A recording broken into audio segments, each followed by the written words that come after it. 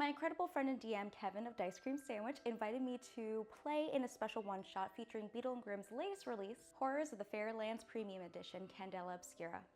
Candela Obscura is an investigative horror tabletop role-playing game that uses the Illuminated World system. I'm a big fan of all things horror, so when I saw Candela Obscura, and of course it was done by Darrington Press and Critical Role, who I adore, I knew this was going to be the right system for me. I'm also a big fan of what Beadles & Grimm's does with their premium collections. I have the Wild Beyond the Witchlight one up here that I'm hoping to run very soon, and I thought it was a fantastic collection, so when I heard about this, I was, of course, all in. The Beadle & Grimm's Premium Collection includes 8 all-new adventures, region maps, a GM screen, in-world handouts, art cards, props, and digital tools. Later in this video, we'll talk about the character creation and the overall system, but for now, let's talk about that cast. Starting with our fantastic DM, Kevin of Dice Cream Sandwich. I have been playing in a game for a while with Kevin, and I really enjoyed playing with him as a DM. I think he's really good at character building, world building, and like really making you feel immersed in experiences. I've had so much fun being at Kevin's table, and so when he asked me to do this, I jumped at the opportunity and said yes. Kevin is a professional GM known for his funny and informative TikToks. Notably, some of my favorite things he's done are those homebrewed subclasses like the Gambit one, for example, or the Dad Bard. Kevin has an ongoing game called War of the Realms if you'd like to see more from him. Next up, Diana of the Rose. She's a TTRPG content creator who makes informative and funny videos all about tabletop and honestly some other real-life scenarios that I find really interesting. I find Diana's content to be refreshing, real, and exciting, so I was very excited to be joined by her at the table. We also have Quincy's Tavern, who runs a whimsical TikTok in which they do a series as a barkeep. He's also a poet and writer, and includes the Lucky Griffin Recipe Cookbook. I was also pleasantly surprised to find out Quincy's been getting into magic, so I was really excited to talk with him about that. Towards the end of the game, we were also joined by Gina Darling. Gina Darling is an actress, host, and streamer. Gina is actively involved in all things tabletop, and her personality and hilarious nature make for a good time at any table. Gina was originally scheduled to be in the full gameplay one-shot, but due to her schedule, wasn't able to get in until the end of the video, and I have to say, I'm so glad she got a chance to pop in because like, you just have to watch it. Her makeup and her acting and her sounds, oh my god, it was just incredible. So I was really excited to get a chance to play with Gina as well. Everybody here is just incredible. Oh my gosh, I feel so lucky. And of course we have Matthew Lillard. As someone whose like entire personality is kind of just based around Velma, and I'm a huge fan of Scream. It was such an honor to get to play with Matthew. Matthew's actually one of the owners of Beadles & Grimm's. He also created Fine Familiar Spirit. They make whiskeys and tequilas and all that good stuff. I find really interesting because it also has like a horror spooky element to it, and also very like D&D coded. Like I know they did a collaboration with Dispel Dice, so I'll share that on here too because I thought they were really cool. Because Gina wasn't available to make the earlier half of the session, I got asked to do the game, which I'm very excited and grateful for, but that also meant it was kind of last minute and I had 24 hours to prepare for this game. And that means I had to set up my room that I haven't filmed in for quite a while, build a character on Candela Obscura, and then learn the Candela Obscura system. Luckily for me, my GM told me it was going to be a very like beginner-friendly game, and also the system was really easy to learn. Let's get into building the character. We're gonna build for Candela Obscura. This is Jin, he's my very good boy. So much personality, and he's also the bad one. Are you the bad one? There's another cat looking to come over here. So we're gonna go on to the Demiplane website. So I play Candela Obscura too. I'm gonna play it too. This is Ouija. She's here for the spooky game. You know it's a spooky game? I don't know if you could see her tail wagging. If so, then enjoy. So when I'm playing tabletop games, I like to have a mixed medium of my character sheets usually being done digitally, but sometimes having a printout that I can write on. I also like to have a physical book for most of those games in front of me, but I do enjoy character building on a digital system. I always use like D&D Beyond specifically before that, and then for Candela Obscura, we're gonna be using Demiplane. I found this very beginner friendly and very easy to figure out. So right on the main page, they have a button for creating a character for the core rulebook. You can find your characters, game compendiums, digital libraries, all that good stuff.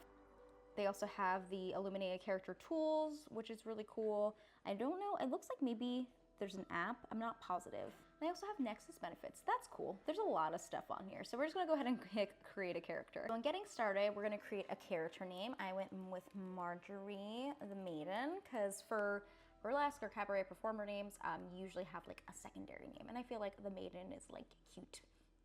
I think it fits with the theme for what we're going for. What I like about Candela Obscura is that you're going to be choosing your role, and within those roles there's specialties. So for example, we have the face, the muscle, the scholar, the slink, and the weird, which I found really exciting because I love all things, of course, horror and spooky. I do tarot, as you can tell by my fingers, and so I really was gravitated towards those characters. For the weird, we have a medium and the occultist. For scholar, we have the professor and doctor. For the slink, we have a criminal and detective. For the muscle, a soldier and explorer. And for the face, we had a journalist and a magician. We already had the muscle, the scholar, and the weird, and I was debating being a slink type of detective, which felt like very on the nose and could work, but I thought maybe we needed a face of the party. And while I might not have been like the traditional sense of the face, because I think everybody can be like the face of the party, the face is more of a character that is built in like charisma and charming and conversations, and so I was looking at the face characters. I found the face to be exciting because it was the mastery of people, so you're really seeking out that information from people. So I went with the face magician. This seemed really exciting to me. So the role for face is a spokesperson, heart, or charismatic member of the group. There is generally a confident individual who is skilled in acting, persuasion, and motivation. I like to do a lot of persuasive stuff and be silly, so I felt like the face character could be really fun. So in your magician details, you're going to see your action ratings, drives, and gilded actions. And underneath that, you'll find your abilities. So for the face, you're going to be choosing one of these options out of the three on the top.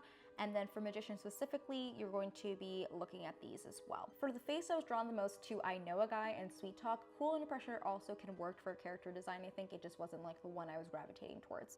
Sweet Talk, which is what I picked, says you know how to work a room. After you make small talk with someone, you may add 1d to any read rolls that you make in which they are the target. If your current cunning resistance is 2 or higher, the die is gilded. I thought that was really fun. I Know a Guy, which I also thought was cool, is once per assignment, you can ask a GM who you know nearby if they can help you. So I think it's always useful to have somebody that you know because you are the talker of the party. So of course you would have somebody for something. I think that's a more useful one, probably if you're doing like a full campaign of this too. I thought that was cool. For your magician ability, you get a few different options. Misdirection can always be useful, just telling somebody to look over there and misdirect them to help out your party. Escape artists can be really useful in case you are tied up in rope or have cuffs on you and you're trying to escape. It is what it sounds like. I think that's also really cute because the idea of like a magician being an escape artist, which is something they do, is really silly and really fun. There's also the practice pattern, which is when making a sway or hide roll, you can spend intuition instead of cunning. I think it's really cool that you could pull from different like types of sections on there to use for your rolls. I think that could be really useful going forward. Uncanny Eye is you can spend 1 intuition to ask the GM a question. I think this could be useful in more, again, like long-term games, but I didn't think it would be really useful here. I also felt like the other stuff was more exciting and I could just talk to my GM anyways about that kind of stuff. Flourish was the other option on here. You can cover your mistakes with flair, which is cute, but I picked the Prestige. Magic is usually all smoke and mirrors, but you have one trick you've learned that is real. Roll sense when you perform it, and on a success, take a bleed mark. Circle one option when you take this ability. Change appearance, levitate, summon mundane object, teleport a short distance, or throw your voice. I think that's interesting that you're taking a bleed mark in there, and I don't know if I did it on my second time in the gameplay, but I picked teleport because I thought it could be really useful to like teleport to another place to get us out of a scenario. The way I envision is the bleed mark is like very like, I don't know, I want to be like, it's like Stranger Things with a nosebleed or something, but I like the ability to like suffer a little bit for the sake of using magic. I think that's really interesting in a world that like magic isn't always around, right? Or real at least, and materialized. So I picked the Prestige for that. And then with your real trick, you get a few options. So you could change your appearance, levitate, mundane objects, teleport short distance, or throw your voice. As I mentioned, I picked teleport. Then you go to your drive and actions, where you're going to select and manage your character's actions and drives. So in this point of build, you're going to upgrade your actions with a 0 rating. You're going to go into your nerve, your cunning, intuition, and figure out what you want to do. I put my first one into control because I want to be able to like have shoots and finesse. Then you're going to distribute 3 action points. So as you can see, the action points are going to be useful here. This is something you can give to another player when they're making a roll to like kind of assist, even if your character's not assisting in that roll, to give them an additional die. The gilded die you're going to see on these little diamond marks on your sheets. So that's when you can use a gilded die, or I think you can also use a gilded die to replenish a slot, but take the lower number. It's a lot to remember. Somebody can explain to me. I will put it on the screen to explain it better, because that was the one thing I was having a little trouble understanding the first time playing it. And then we're gonna move on to distributing 3 action points, determining drives, and picking gilded actions. So when I was done, this is what my sheet looked like for Marjorie. It was really exciting. You had the nerve section, which I did not have a lot of strength in, so my move, my strike, my control were not great throughout the game, but I was really good at reading and decent at harding, and I was good at focusing and having conversations and convincing people to do things. So I thought that was better use of my skill sets for the party. So you'll notice here there are sections for your brain, your bleed, and your body. Once you hit 3 in anything, you are knocked down, and then you'll get a scar if you come back up. Scars are permanent changes that are going to occur to your character and your body, and so they will take place in more games as you play them. I think we didn't really get the opportunity to go too much into depth with them. We talked a little bit about them in the game. You'll see some of that on the video if you want to check that out.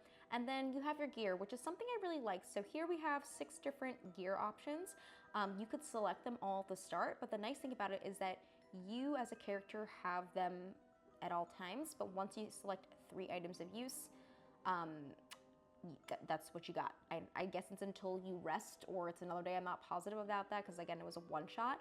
But once we had selected all 3, we couldn't like switch something out for another item. I think the magicians are pretty silly and we'll talk about that. So standard items, we have the bleed detector, which is gonna allow you to have a flashlight, spyglass, etc., detective stuff, of course. You have a hand weapon and a bleed containment vial, which are pretty standard. For the magicians, these are kind of silly. You have the magician show gimmick, which doesn't give you much of a description. I guess it's like the act that you have or something that you're gonna put on that you could use as like distractions or gears. I'm not positive about that one. I also just assumed that they might just be like magician's clothing. I wasn't really sure about that. And then a flash powder and a smoke bomb, which I think is the most useful one. Just kind of like popping it off and running away seems like a really useful thing and very magician-esque. So the flavor's cute. I just wish there was a little bit more like in-depth information because it seems pretty simple. The premise of the story is that we are going to investigate a circus in which I didn't really fully know it was a circus. When I created Marjorie, I wasn't trying to, what's the word, like metagame and being like, ooh, she's a performer, so she'll skim to this. I just pictured that the magician could work in a circus environment too, so like it wound up making sense even though I wasn't sure of the environment that we were playing in until the poster came out for the show. This is like my biggest fear is like robot takeover, but we were investigating a woman who had an automaton machine attack her that was like her partner in the circus show, and the machine had ran away, so we had to like solve who brought the machine in there in the first place, why the machine attacked her, what, just general spooky mystery. I don't think I really talked about that earlier, and so I loved the way that this was described to us. I really recommend checking out the gameplay and just listening to the amount of detail and world building that's there. Kevin also does such a great job with like descriptions and sounds and making you feel like immersed in a story. Like I'm one of those people, if you've ever seen that meme that's like, okay, when you close your eyes and you're like reading a book or listening to something or an audiobook, I guess, instead of reading a book with your eyes closed. But you're listening to someone tell a story, and can you picture like a full colored apple, or is it like a little distorted, or is it pitch black? And every time I'm with Kevin, I can picture the apple. Like I picture things so perfectly. So I really love playing with him. But yes, we went to a little circus adventure, and I'm gonna just insert some clips here so you can see more about the story. Kip can only rush forward and try to calm down the audience. As the camera slowly pans up, night becomes late afternoon, sunset, and we transition to a black velvet carriage arriving at the carnival. Sunset low, orange and pinks in the sky, clouds overhead. Huh? What? What? Can I ask you a question? When we get into this, what can I rely on you to do? Is it violence? Is it what is it that the two of you do? Who are you referring to? To What, me? Yeah, and Marjorie. Oh, please. I can do so much. Duncan, buddy. Just one thing. Just one. All right, well, hold on. Give me your hand. All right. See, first of all, and I kind of like give him a glance and then also look around at the rest of the party kind of nervously. And I go, first of all, palm reading, very helpful. How'd you know that, witch? Yeah, see? All right. So don't question me again, Duncan. How'd you know that? I pooped for days. We'll be I'm fine. really good at talking and sweet talking, so I feel like I can get some like insider information that y'all might not be able to get out of him. Great. And a little bit of magic here and there, so we'll see what I have to do. But I'm the face. That's what I do. I'm just really good at working the face. So Ashley looks up from his notes. So we should have had Marjorie talk to Raphael. My bad. I forgot. I know that we are the illustrious beetles of justice. Yeah, she points to her hoodie. Mixed success. Okay, so I take a bleed, right? So you'll take a bleed, and because mixed success, you're gonna take another brain as well from the stress of the situation. These robots running frantic, trying to save your friend. You see one almost crush Quincy around the waist. He kind of goes limp in their hands. You teleport right over to them. What do you want to do? Am I allowed to lift up Quincy, or do I have to like put Yep. like? Yeah. Okay. I think I'm gonna try and pick up Ashley and like put them behind me. All right, so you rip Ashley out of the grip of the automaton. Got him in your person now, over your shoulder. Kind of kick the automaton over. It kind of staggers back a little bit, but it's still up. Okay. Am I allowed to take other actions? You can, or anyone else can act as well if they want. I was like, I don't know. It's like D&D. Do we go? In It's order? just narrative. It's all just Okay. adding to the story. Then I think I'm gonna try and go very like a la 11 from Stranger Things, and I have a command, so I think I'm gonna try and copy what Duncan was doing because I'm already holding Ashley. So with my one hand, I'll put my hand out and I'll try and do the motion to stop them. And I have 2 die in that, so hopefully it'll. So work which role are you doing? A sway. I'm gonna try and command them. Okay, rolling for a sway. Let's go. All right. Wish me luck. It's a 6 and a 1. Oh. Oh, okay. Describe to me how you stop them from going forward. During my recording, I was a bit shy, which I often find myself to be in the first like 2 to 3 minutes of a game. I don't know. It's something about like being on stage, I get jitters, or I even get like this when I'm performing. I think this is because I was really bad at public speaking all through like middle and high school and into my adult life until I found things I was really passionate about. So now I feel more comfortable performing and talking in those aspects, but I still get like a little bit of stage fright. And I feel like during that time, I didn't properly get a chance to explain who Marjorie was, so I wanted to take a moment to show you who she is today. Marjorie is a bit of a cabaret performer, which means she could do a variety of things. Singing, burlesque, but is mostly known for her magic and for her love for money. She has deep, fiery ginger hair just above her shoulders and is put in a classy updo. She's wearing a long dress, skin-tight, black lace with gloves, and she is of course wearing sensible shoes for the occasion. I wanted to include a couple clips so you can get an idea of how the game went, but if you wanted to check out the full game, make sure to check out Dice Cream Sandwich's YouTube channel. I'll include it in the description down below. Let's talk about the pros and cons. Honestly, the cons for me were mostly like a user error, I think. I think I'm so used to traditional systems like a 5e system where you have to take turns in a combat.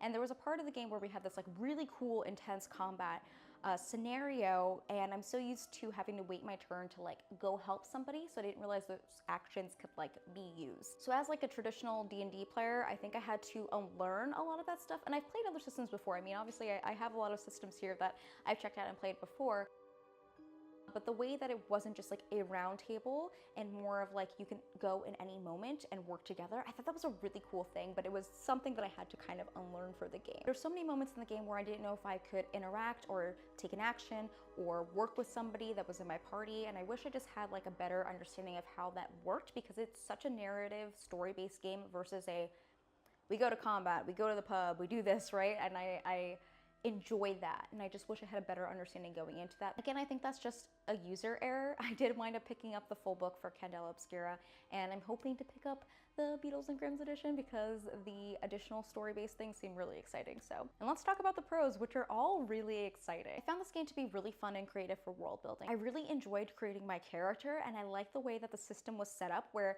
you had to pick one from each section of the sheet, but you get so many options. And I don't know how the system works if there is like a leveling up system. I don't know how like a full campaign of this goes, right? The scars I found very interesting and compelling as a player, where if you had played this character and brought it to somewhere else, you can bring those scars with you, and I think that's a really cool system. I like the ability for it to be the body, the head, and whichever the third part was, but I thought that was a really cool way to have different like parts of you that could get hit X amount of times before getting knocked out. I love that we get a variety of options for items. I will say, playing the magicians, mine were kind of silly. It was like, okay, here's a magician's outfit and a magician's trick, where I felt like there wasn't the right scenario for it unless we were trying to like disguise something or go into a space. But I really liked the items the magician got, like the hidden weapons I thought were really cool. The smoke bombs I thought were really fun. The ability to have real magic in a scenario where like that's kind of like taboo, and being able to like teleport as one of the options I thought was really, really fun, and it winded up being useful a couple times throughout the game. And yeah, I could see myself using the system a lot as a person who really enjoys horror. It's kind of really called out to me. I know that the way that we played it was a little bit more upbeat. It wasn't so doom and gloom, which I really enjoyed, and I think that you can offer a variety of storytelling with this game. I don't think it has to be one tone. You could still have horror elements in a way that are different and unique. Also, I will say in games like this, use your intuition a lot. There was a part in the story where I heard about some flashcards and blocks, which I wish I investigated a little bit more, because it did come into play later in the story. If you watch the gameplay, you'll know. I'm not trying to spoil too much, but that was a moment where I felt like, oh, I could have definitely used my intuition a little bit more, but that would be a silly thing to think about. And that's just a role play thing. I think sometimes we can get in our own heads if like something seems not right or silly, but yeah, I don't know. I really enjoyed playing this game. I'm really excited I got a chance to play this game. I'm really excited that I got to play with everybody at the table. I left it feeling so full of gratitude. I'm a person who cries a lot, so I'm an emotional person. Feeling full of gratitude and excited to play with people who are, one, just excited to be there, two, also share like the same gratitude and are excited to like create something fun together, and people who just enjoy like telling stories and working together. I don't know, it's cool. Yeah, tabletop games are cool. That's what I got for you. I again would like to thank Kevin for having me on for this very special episode. Beetle and Grimm's, who I always enjoy working with to tell fun stories. And I know I got to play in this episode. This video I'm making is not sponsored by them or anything. I just really enjoyed playing this game, and I really do enjoy their products. I think they offer a lot of detail and variety, in which I'm making a video talking about everything myself very soon, so you'll see that. I do find as a DM that Beetles and Grimm's can be very helpful for creating a world, for creating scenarios that feel intimate with your players. My Feywild set came with a bunch of fairy wings and like festival passes and plushies and minis. It was just fantastic, so definitely check them out. And of course, the amazing cast that we had in this one shot. I'm gonna be leaving all their information in the description down below. They were all incredible to share the table with, and their content's fantastic too, so if you haven't checked them out yet, be sure to do so. I'd like to put a small reminder out before you leave this video that I am starting a tabletop channel that's called Dice and Daydreams. I talked about this in my last video, but I didn't have the full details yet. We have a logo coming very soon. We have some gameplay coming early 2025. Dice and Daydreams is a table of rotating GMs, which features myself, Anna Margaret, and my partner comedian MTG. The three of us met as Magic players who just really enjoy tabletop games, and we wanted to create a channel where we could all rotate out as DMs for different groups of players to join us for adventures. We'll also be players at the table, so if I'm DMing, for example, you'll catch Anna and Ian with some other guests too, and then we'll occasionally bring in a guest DM, so all three of us can play at the table together with other players, and it's just gonna be really fun, and I'm excited to debate. I think that's everything. If you enjoyed this video, be sure to give it a thumbs up, like, comment, subscribe. The stuff that YouTubers are supposed to ask for, I think it's a lot of stuff, but it does help, so I appreciate your support, your comments. The last video was very, very enlightening and exciting, and I'm just appreciative that y'all want to join me for this tabletop journey. So what a good way to start it, I think.